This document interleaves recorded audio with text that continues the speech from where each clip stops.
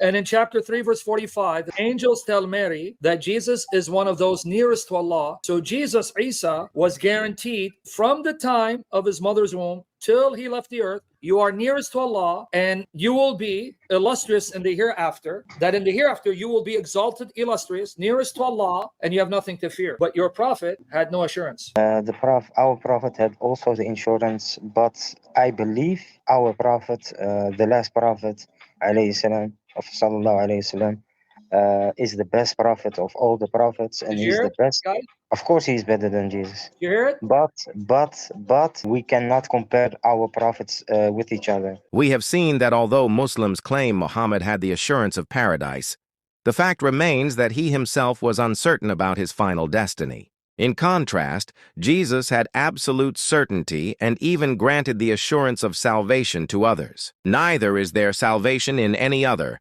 for there is none other name under heaven given among men, whereby we must be saved. Acts 4:12. In this verse, soteria is exclusively associated with Jesus Christ. The use of this word in a definitive form indicates that there is no salvation outside of him. This verse employs two Greek terms for other. Allos means another of the same kind. Heteros means another of a different kind.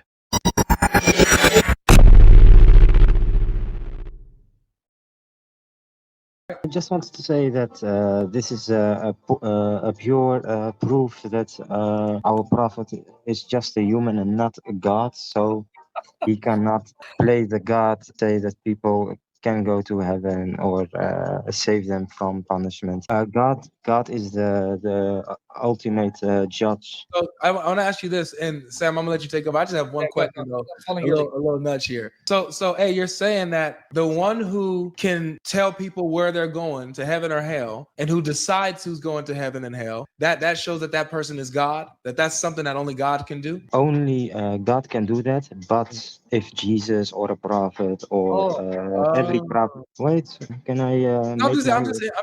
I'm interested in the switch.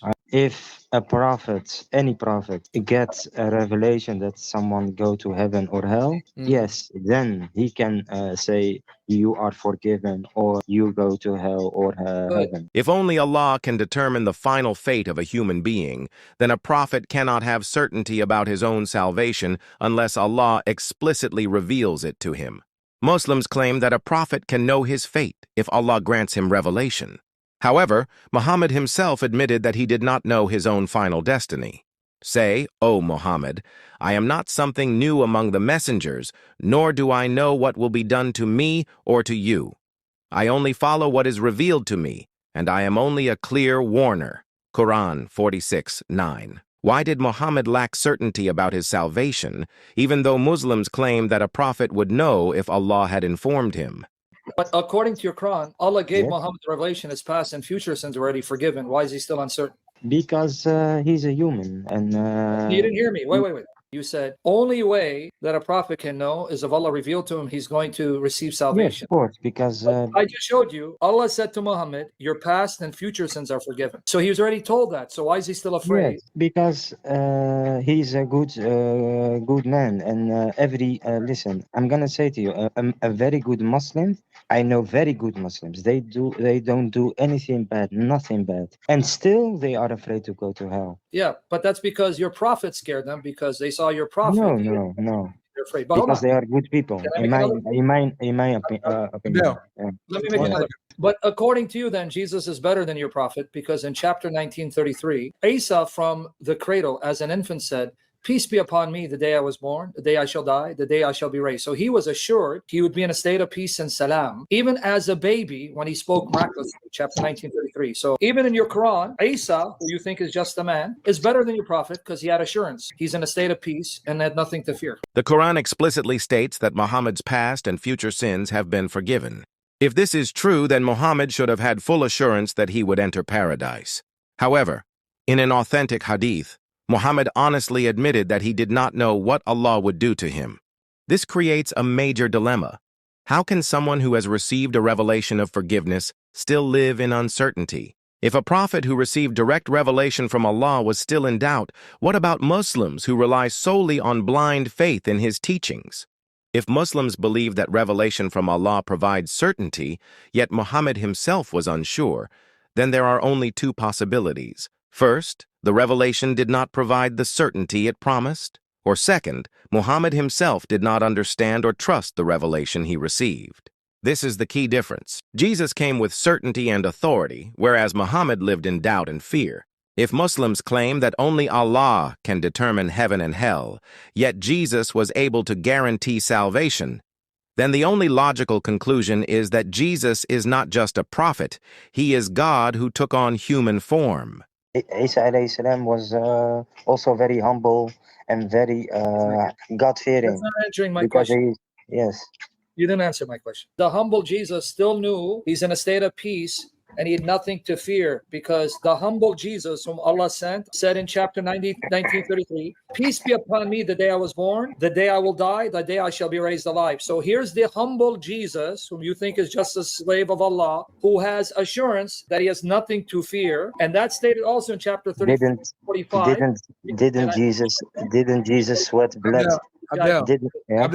Abdel, you gotta let him finish, please. And in chapter 3, verse 45, the angels tell Mary that Jesus is one of those nearest to Allah. So Jesus, Isa, was guaranteed from the time of his mother's womb till he left the earth, you are nearest to Allah and you will be illustrious in the hereafter, that in the hereafter you will be exalted, illustrious, nearest to Allah, and you have nothing to fear. But your prophet had no assurance. Our prophet had also the insurance, but I believe our prophet, the last prophet, alayhi salam, of sallallahu alayhi salam, is the best prophet of all the prophets, and he's the best. Guys?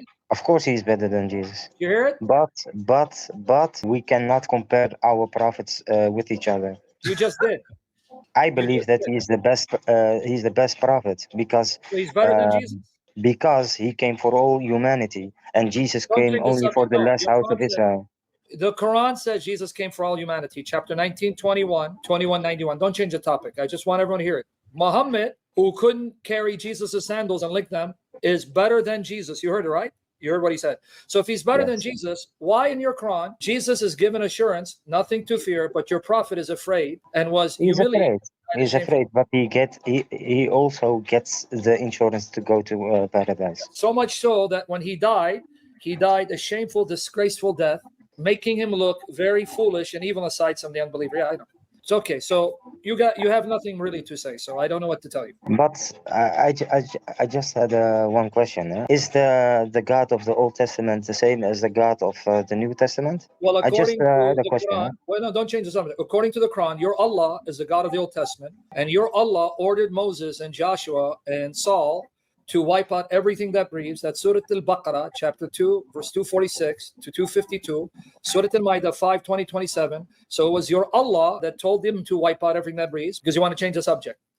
So now, since you couldn't defend your prophet, can you go back and kiss the black stone and ask the black stone to intercede for you on the day of judgment? Auzu billahi Muhammad Rajim. That you guys don't know. I know where he's going. So he wants to change the subject. We have seen that although Muslims claim Muhammad had the assurance of paradise, the fact remains that he himself was uncertain about his final destiny. In contrast, Jesus had absolute certainty and even granted the assurance of salvation to others. This proves that Jesus possesses divine authority that no other prophet has. If Jesus could confidently guarantee salvation, while Muhammad himself was unsure, doesn't this reveal who truly holds divine authority? If you are seeking the truth, wouldn't you want to follow the one who has the certainty of salvation, rather than someone who was uncertain about his own fate? Neither is there salvation in any other, for there is none other name under heaven given among men, whereby we must be saved. Acts 4:12. In this verse, soteria is exclusively associated with Jesus Christ. The use of this word in a definitive form indicates that there is no salvation outside of him. This verse employs two Greek terms for other. Allos means another of the same kind. Heteros means another of a different kind. In Acts 4:12, allos appears in the form allo to emphasize that there is no salvation in anyone else. This is then reinforced with heteros in the form heteron, signifying that there is no other name that can save. In other words, there is no salvation in anyone, allos, and there is not even another name, heteros, that can save. This eliminates any possibility of an alternative path to salvation apart from Jesus Christ. In the phrase, "En ho de sotenai hemas," in him we must be saved, the word "de" is used. This word signifies an absolute necessity, not merely a suggestion or an option. Salvation is not optional, nor can it be obtained through any other means. Salvation can only be found through Jesus, with no alternative paths. The choice of words in this verse is sufficient to definitively prove that there is no salvation apart from Jesus, even beyond Jesus Christ.